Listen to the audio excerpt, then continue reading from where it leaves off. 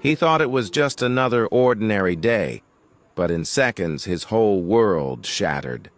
A young black man, innocent and quiet, suddenly found himself accused of something he never did.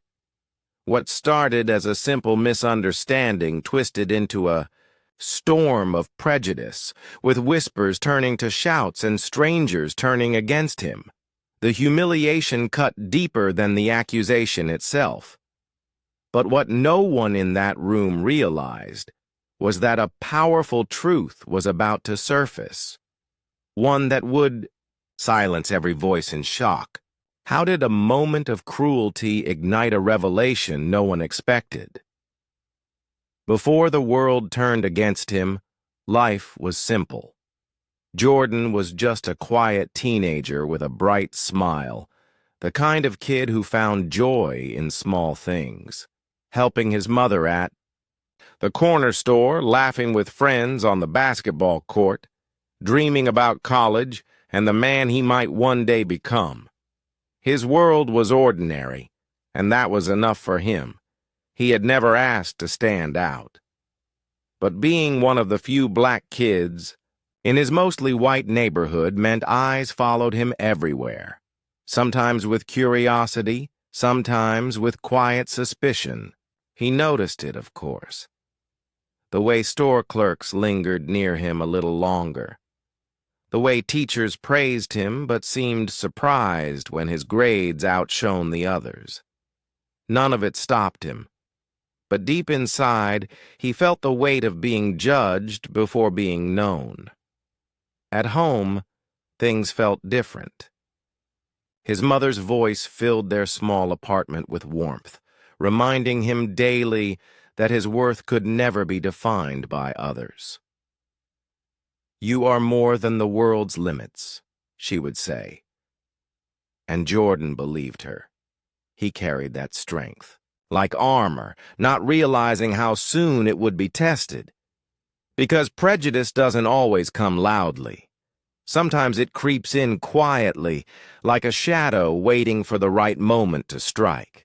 Jordan couldn't know it yet, but one ordinary day would twist into something unforgettable, when a stranger's bias would shatter the peace of his life and expose a truth too powerful to ignore. Before the storm that changed everything, Jordan lived in a rhythm that was almost ordinary. Ordinary by the world's standards, but special in its own quiet way. At 17, he wasn't the loudest, the fastest, or the most popular kid in his town, but he carried a quiet determination that seemed to glow whenever he smiled.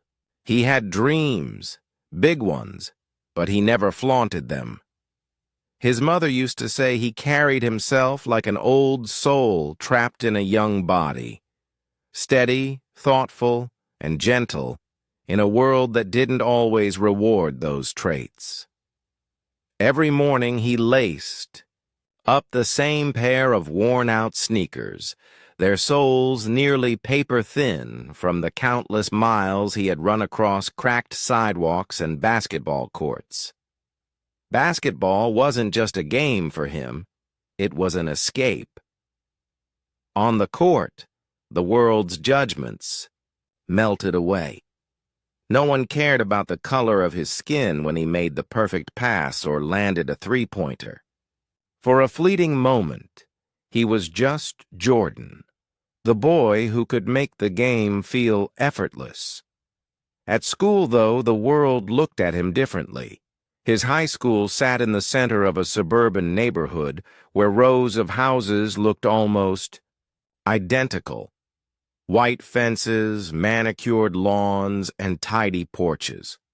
He was one of only a handful of black students in the entire building. To some of his classmates, he was a friend. To others, he was an outsider.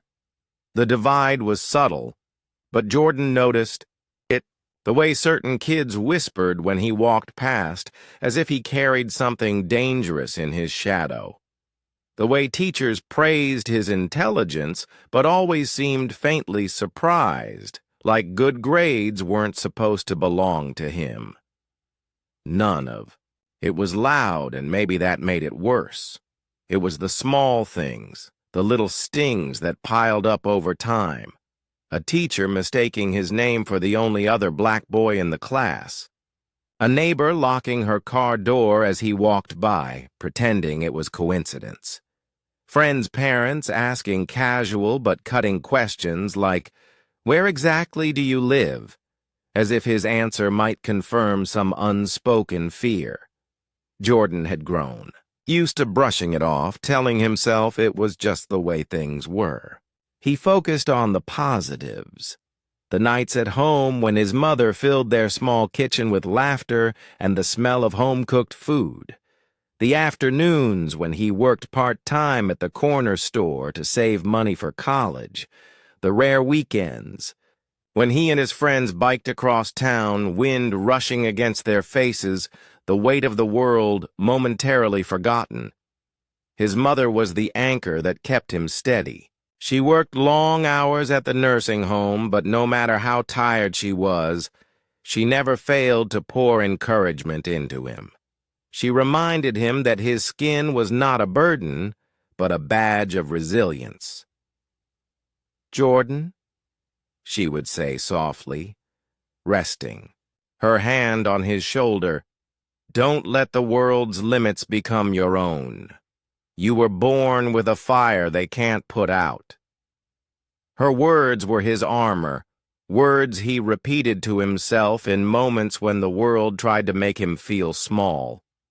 Still, even with her strength guiding him, Jordan couldn't shake the feeling of being constantly watched.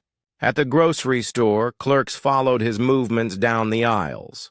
At clothing shops, workers asked if he needed help more often than anyone else. And when he rode the bus, he could feel eyes on him, some curious, some suspicious. He tried to ignore it, to push forward, to keep believing that hard work would be enough to earn him the life he dreamed of. And he did have dreams. Jordan wanted to study law, to become someone who could fight for people who never had a voice. He admired those who stood up against injustice, who weren't afraid to challenge the system. In his notebook tucked away in his backpack, he kept scribbles of speeches he imagined himself giving one day, defending people who deserved better. In his heart, he wanted to be more than just a boy defined by stereotypes. He wanted to be proof that no label could hold him down. But the world doesn't always wait for you to be ready. Sometimes it interrupts, crashes into your life, and forces you to face its ugliest truths.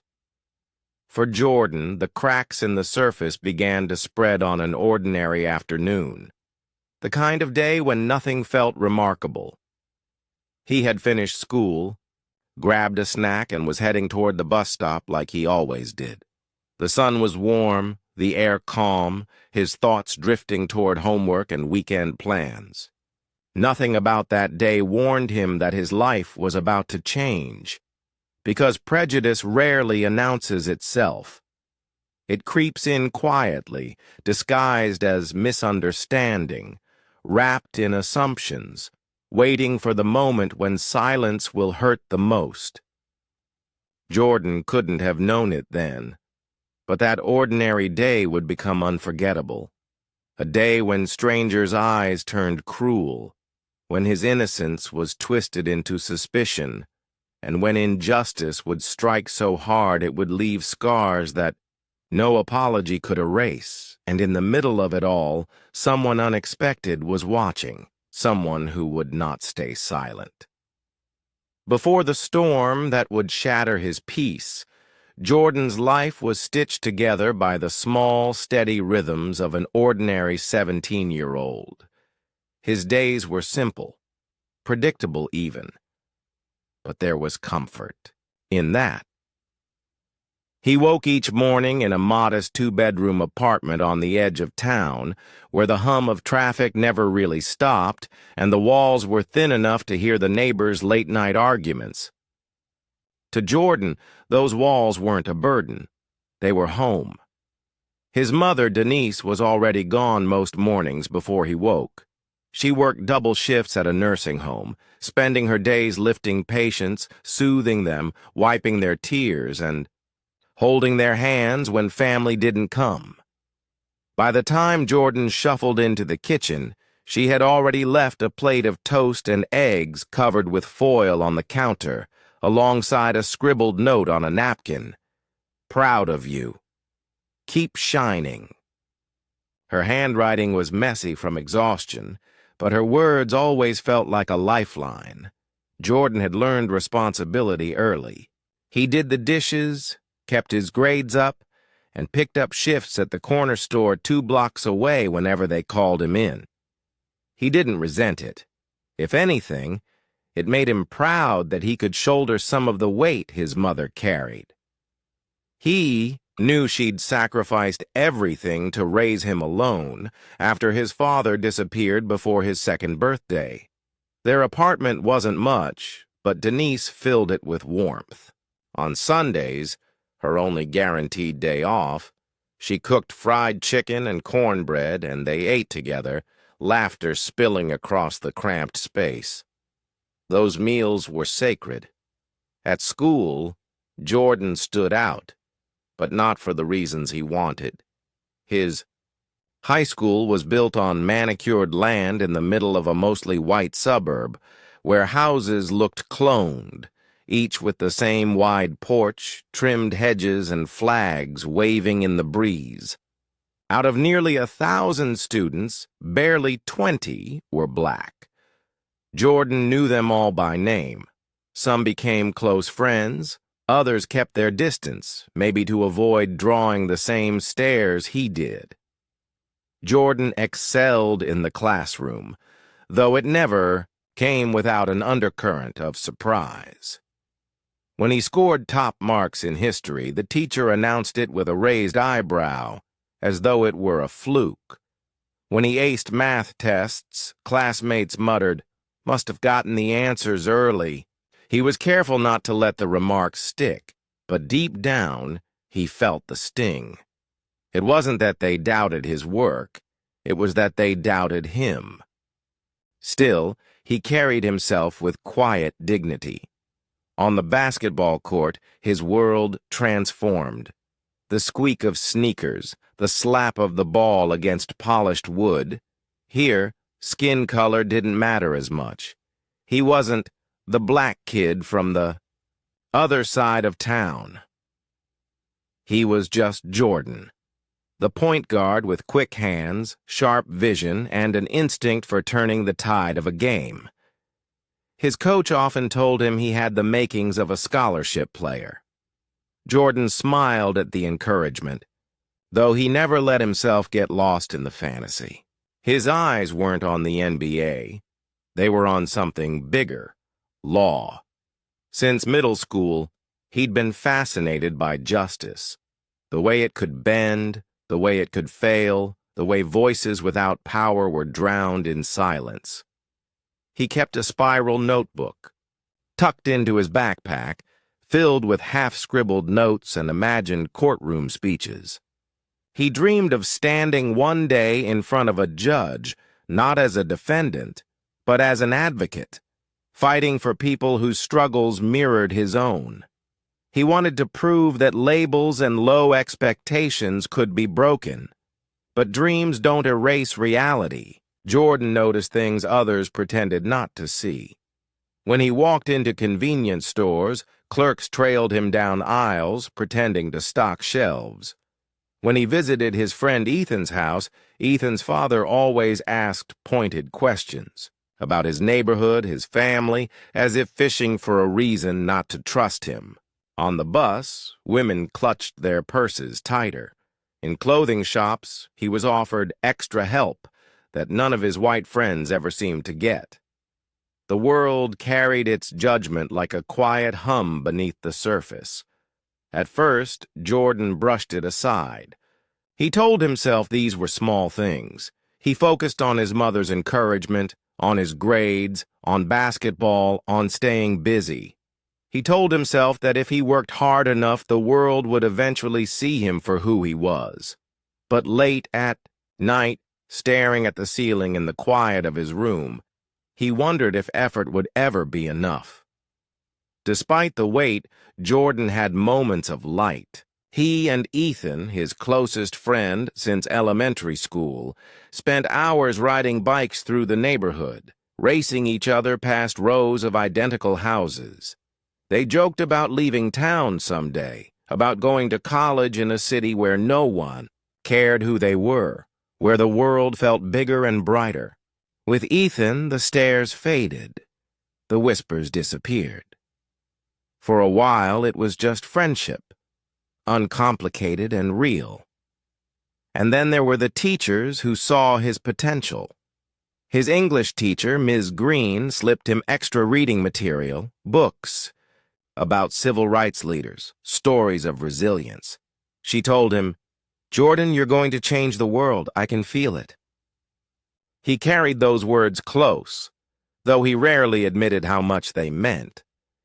Still, shadows lingered.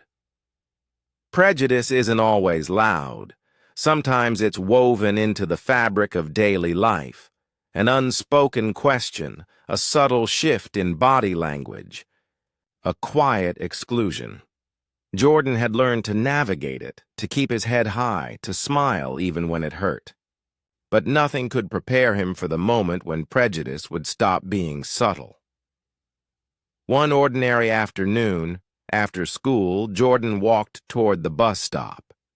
The sun was soft on his skin, the air carrying the faint scent of cut grass. His mind drifted to homework, basketball practice, and what his mother might cook on Sunday. It was just another day. Nothing felt unusual, nothing felt dangerous, but prejudice doesn't wait for warning signs. It doesn't knock on the door politely. It crashes in, uninvited, when you least expect it. And for Jordan, that moment was only steps away, because in just minutes, an ordinary day would twist into something unforgettable, a storm of accusation, humiliation, and injustice so heavy it would scar his heart. And yet, what no one around him realized was that someone unexpected was watching. Someone who would not remain silent. The day Jordan's world unraveled was the day truth would take the room by storm. The bus stop always felt the same. Half a dozen students waiting in clusters, backpacks at their feet, voices carrying into the late afternoon air. Jordan stood off to the side, earphones dangling but no music playing. He liked listening to the world around him, the shuffle of sneakers, the low rumble of cars passing, the fading laughter of kids leaving the playground nearby. It was ordinary. So ordinary, in fact, that Jordan never noticed the storm building just a few feet away. A woman stepped onto the curb, dragging a suitcase behind her. She wore a crisp flight attendant's uniform, her name tag catching the sunlight. Her expression was sharp, impatient, the kind of look that cut through space as if she owned it. She glanced around, her eyes darting, scanning the faces at the bus stop. And then they landed on him. Jordan felt the weight of her stare before he even looked up. It wasn't casual, it wasn't fleeting. It was heavy, suspicious, the kind of gaze that makes you feel guilty without reason. He shifted uneasily, tucking his notebook deeper into his backpack. The woman stepped closer, her voice carrying an edge. "What are you doing here?" she demanded. The students fell silent. Jordan blinked, unsure if she was talking to him. "I'm waiting for the bus," he said slowly, his voice calm, careful. Her eyes narrowed. "Don't play games with me. I saw you. You were hanging around the terminal earlier, weren't you? Looking at bags that didn't belong to you." Confusion flooded him. He had been nowhere near the airport. He had come straight from school. But the woman's words carried the weight of accusation, and in seconds, Whispers rippled through the small crowd. "Is she serious?" someone muttered.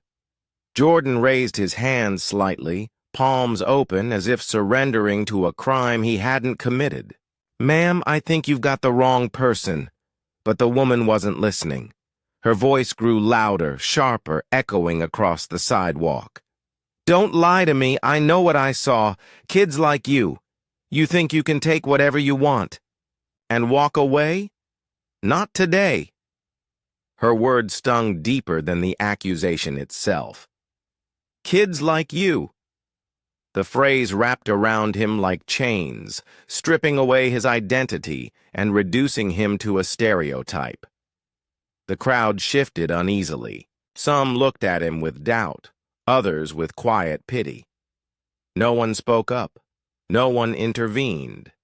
Silence, Jordan realized, could be just as violent as the accusation. His heart raced, but his voice stayed steady. "I didn't do anything." But the woman wasn't finished. She stepped closer, her face twisted with certainty. And in her fury, her hand lashed out, fist connecting with his jaw in a crack so sharp it silenced the entire street. The world blurred. Jordan staggered back, pain exploding across his face, metallic blood filling his mouth. Gasps rose from the crowd, some horrified, others frozen in disbelief. He pressed a trembling hand to his cheek, eyes wide with shock. He wanted to shout, to demand an explanation, but the words wouldn't come. The humiliation was worse than the pain. Stripped of dignity, reduced to nothing more than a threat in the eyes of a stranger. And still, no one moved. The woman straightened her uniform, her breathing heavy, her eyes cold. "That'll teach you," she muttered, as if justice had been served. But justice was far from the truth. Because in the quiet that followed, another figure stirred. Sitting just a few feet away on the bench, unnoticed until now, was a man with calm eyes and a posture that radiated authority. He had watched everything, the accusation, the strike, the silence of the crowd. And unlike the others, he would not remain still. The flashing red and blue lights painted the sidewalk in harsh streaks of color. A patrol car pulled up, doors slamming, officers stepping out with authority heavy in their boots. The crowd, which had been buzzing with whispers and nervous glances, grew silent again. Everyone watched. Everyone waited. The flight attendant wasted no time. She marched toward the officers, pointing directly at Jordan. "That's him," she snapped, her voice sharp with confidence. "He's the one. I caught him lurking, trying to snatch bags. When I confronted him, he got aggressive. He needs to be arrested." Her words fell like stones, building a wall of lies that boxed Jordan in. One of the officers turned toward him, eyes already narrowed, suspicion ready in his stance. "Son, put your hands where we can see them." Jordan's stomach dropped. His jaw throbbed with pain, blood drying at the corner of his mouth. He raised his hands slowly, his voice cracking with desperation. "I didn't do anything. I was just waiting for the bus. That's all. Please. I didn't touch anyone." But his words seemed to fall into a void. The officer stepped closer, hand hovering near his cuffs. To the crowd, Jordan looked like every stereotype they had been taught to fear. His innocence was invisible. The flight attendant crossed her arms, her lips curling with satisfaction. In her eyes, she had already won.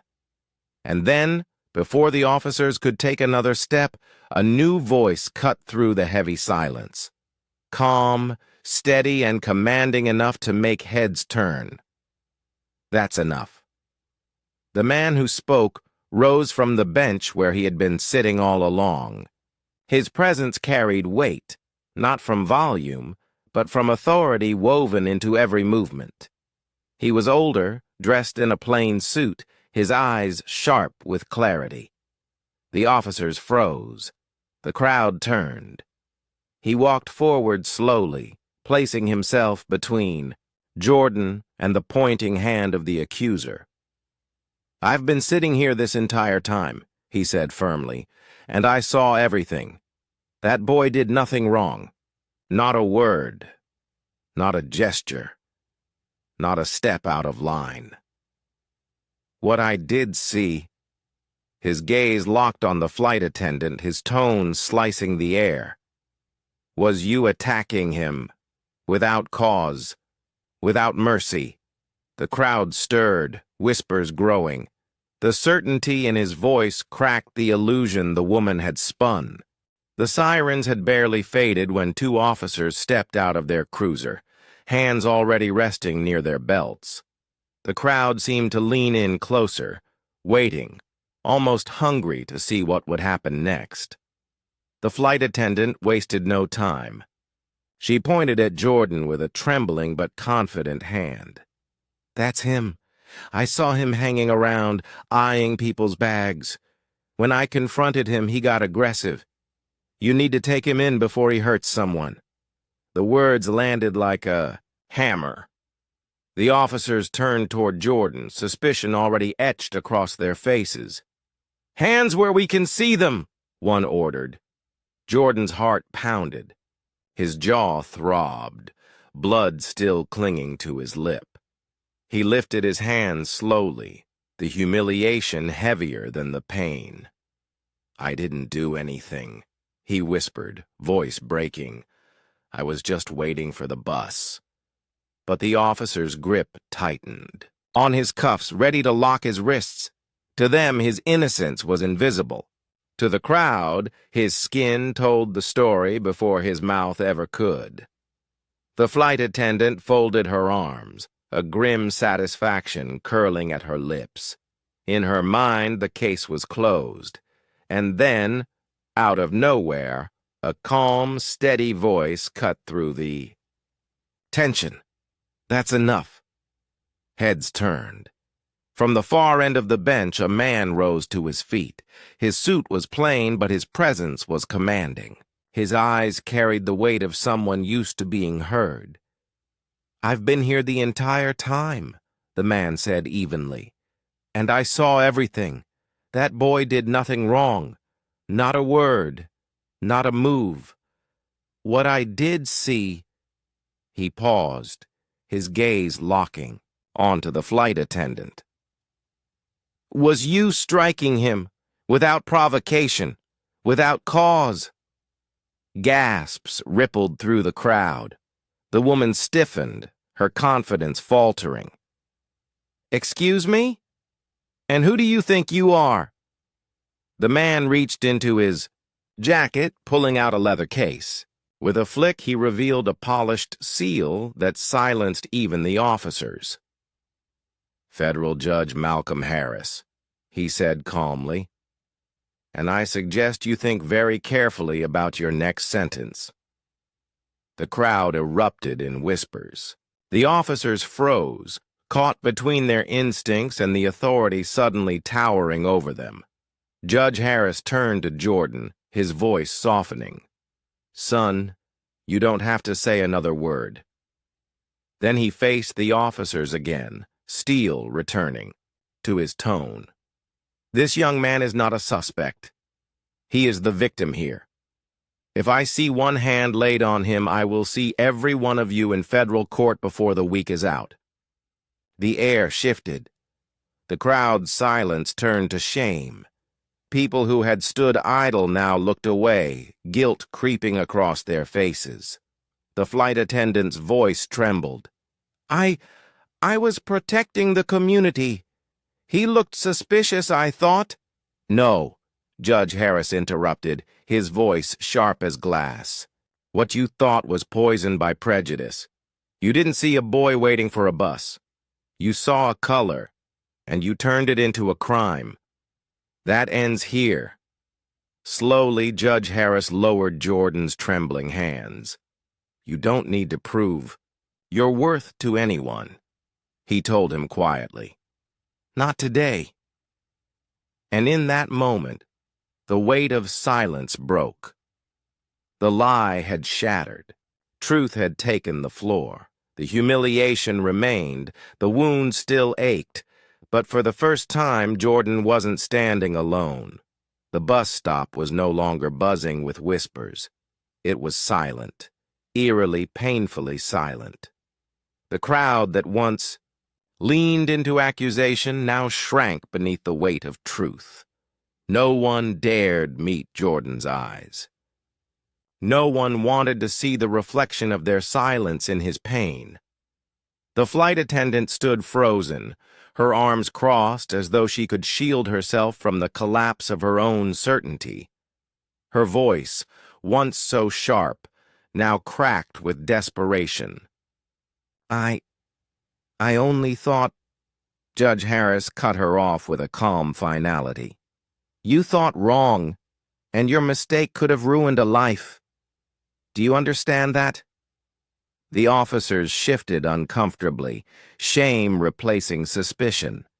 One cleared his throat, mumbling an apology that sounded more like an excuse. But Judge Harris wasn't interested in excuses. His attention returned to Jordan. The boy stood with his hands still trembling, blood drying on his chin, his breath uneven. Humiliation clung to him like a second skin. Even with the judge's words shielding him, the sting of accusation burned deep. Judge Harris stepped closer, lowering his voice so only Jordan could hear. "Son, you have nothing to be ashamed of. The shame belongs to those who stood by, and to the one who struck you. Do not carry their burden."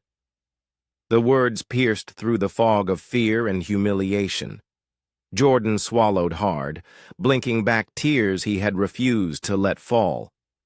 For the first time in what felt like forever, someone had seen him. Not as a threat, not as a suspect, but as a human being. The crowd began to disperse, shame sending them home with heavy steps. The officers left, promising reports and paperwork. The flight attendant avoided every eye, her once proud stride reduced to something small and shaken. But Jordan remained, sitting on the edge of the bench, his backpack at his feet. His jaw throbbed. His body ached, but what hurt most was invisible, the wound of knowing how quickly the world had turned on him. Judge Harris sat beside him, silent for a moment.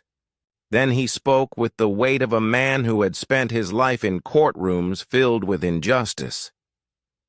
"I've seen this too many times," he said quietly. "People judged not by what they do, but by what they look like. It destroys lives, son. But you must not let it destroy yours." Jordan nodded, unsure if he believed the words yet. But deep down, a flicker of strength returned, a reminder of his mother's voice, of the dreams he had scribbled in his notebook, of the fire that had always been there, waiting to burn brighter. As the bus finally arrived, Judge Harris rose. He gave Jordan a steady look, the kind that anchored itself in memory. "Remember this day," he said, "not because of the pain, but because of the truth that broke through it. One day you'll carry that truth farther than you know." Jordan climbed aboard the bus, sliding into a seat by the window. As the city blurred past, he pressed his forehead against the glass. The humiliation lingered, but so did something else. A spark. The knowledge that even in the darkest moment, someone had stood up for him.